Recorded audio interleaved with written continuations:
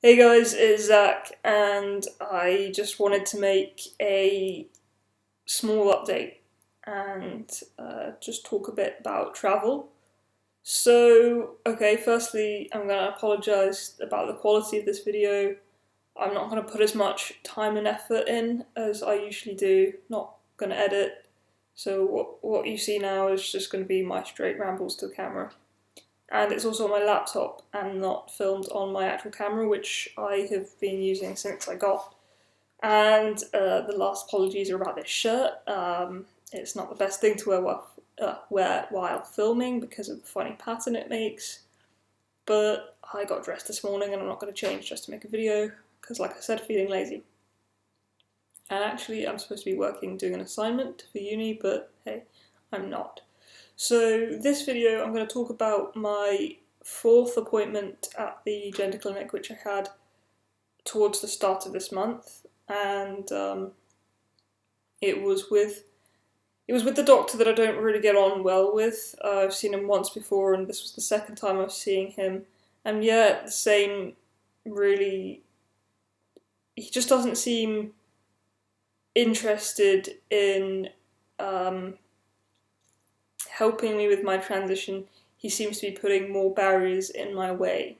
That's how I've had some time to process it, and I don't get on with him, and he doesn't seem to get on with me. But at least the good thing is that both my parents came to the appointment, and that was a big step for them, both being there. And it was just a shame that it had to be with that doctor and not the other one. So yeah, the appointment wasn't very long. He said I can't start testosterone yet, which it's been a massive disappointment, and even that's an understatement. I've been really down about it, and yeah, I'm not going to go into it too much. I did record this update video a couple of weeks ago, but sorry. But I decided against it because, uploading it because it was so negative, and I was just talking about how I didn't really see the point in being alive, without being on testosterone. So there's that. I'm not really sure what my voice is doing right now, but hey. So there was that, and that whole video was basically saying that, and now I don't want to upload it, which kind of is not being true entirely with this channel, blah blah blah, but hey, I've said it now. So yeah, in the next few weeks I'm gonna go to my GP. I've got an appointment booked for the 9th of February and one for the 11th, and I'm gonna hope so badly that I can get a bridging prescription for a bridging prescription for testosterone from my GP, and hope they can agree to that. If they say no, which I think is likely because I've already asked about getting prescribed tea, I'm just going to say, look, I've been on hormone blockers for 2 months, and I've done everything the gender clinic has asked of me. And I've had no side effects. Well, not really, compared to the first month. And I will tell them that I will find tea from somewhere else if they do not prescribe it, because it is getting to that stage where I really can't be bothered to do anything like uni work or work or anything that involves leaving the bed. So yeah. The other thing, so the other thing is, I wanted to talk about travelling as a trans person because, travelling is quite a big aspect of my life. Since I was young, I've always travelled with my parents and occasionally on my own or with student groups where I've actually not known the people I've been travelling with beforehand. And so it's a fairly big part of my life, and yes, I'm quite privileged and I'm able to do that. So, first of all, I acknowledge the privilege I have and being able to travel quite regularly.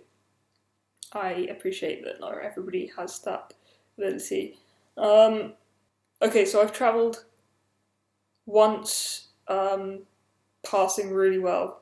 Well, not really well, but passing more regularly, and okay, a little editing might be needed. When I've been passing somewhat well around new people, and you could say vaguely stealth. Actually, on my last trip, I was completely stealth. So that is creating some difficulties, but at the same time, it's made me happy. So I went to Geneva at the end of last year, about November, uh, on a trip with university for my degree, and that was an experience in itself because only the lecturers knew I was trans, and I didn't even say I was. I didn't even tell them I was trans. I kind of just said, "Look, I have a different name."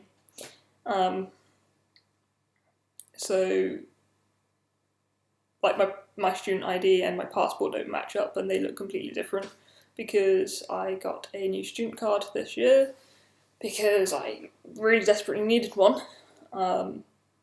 Because it got to the point where I did not resemble myself. It was an interesting experience for two reasons, because I was experiencing that the people I was traveling with just saw me as a cis, possibly gay male, and just looked pretty young. And so, although I was one of the only master's students on the trip, I looked probably the youngest. I probably looked like a first year student, but hey, whatever. And then the other thing was airport security.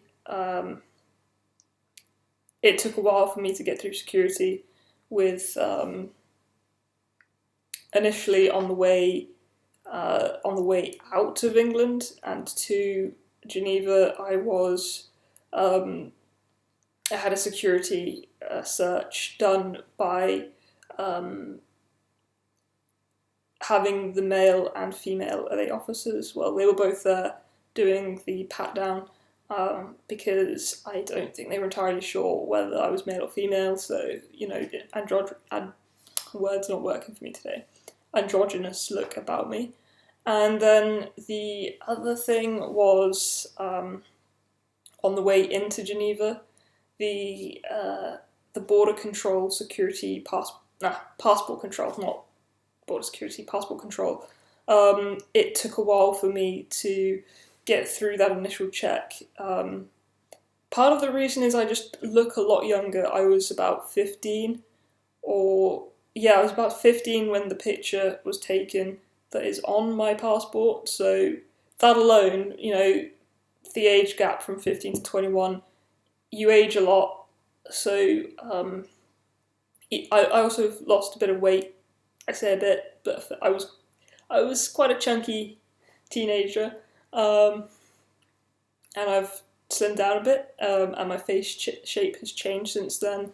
I've also gotten lighter. I've noticed my skin complexion has lightened out, and obviously I've had a haircut, and I think that's actually the biggest changes across my videos is probably my hair, and obviously in passport photos, if you wear glasses, you'll know that you have to take them off. So I do look pretty different with my face shape, hair, and skin complexion being the biggest changes.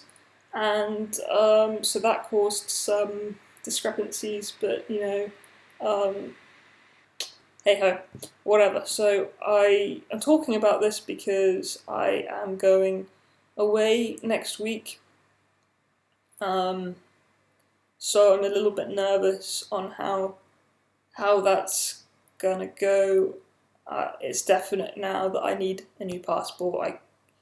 I can get away with travelling on it, but it leads to awkward situations, and when it's not in a more accepting country or somewhere where the the laws and the legislation is a bit tighter and less accepting towards trans people. That's where I'm experiencing the difficulties most, and that was like when I travelled to Morocco 2 years ago or a year ago.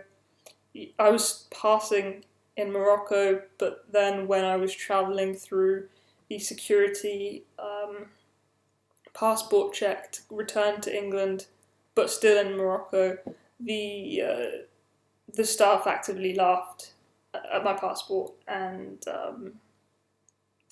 was like, "Oh, it's female, not male," or something like that to that effect. It was a couple of years ago, but that situation was embarrassing and awkward and disrespectful. But the laws there are completely different, and